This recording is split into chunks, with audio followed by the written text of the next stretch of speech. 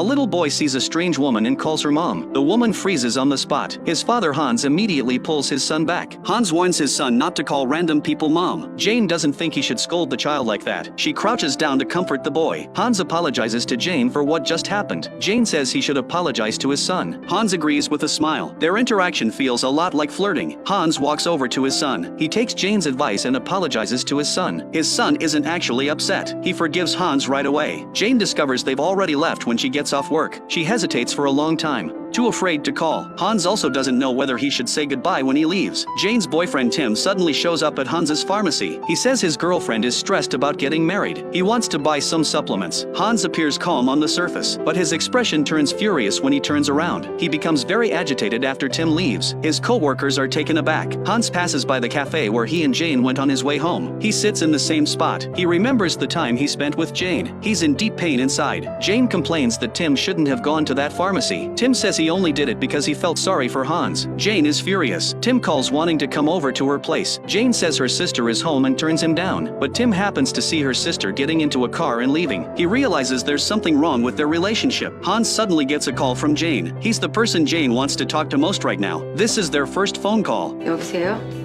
정인 씨 전화 목소리가 이렇구나. 그쪽도 그닥 좋진 않아요. They talk for a long time even about boring topics. Jane gets a call from Hans the next evening. It turns out he's nearby too. This unexpected encounter makes Jane really happy. They express how much they've missed each other across the street. Hans is about to walk over when Jane stops him. She feels it wouldn't be right. Jane looks out the window when she gets back to the dinner table. Her eyes fill with tears, but she fights to control her emotions. Jane feels she needs to fix things with Tim after this, so she goes to see Tim. They go out to eat together. Tim brings up marriage again, but Jane still isn't willing. Tim suspects she's betrayed him.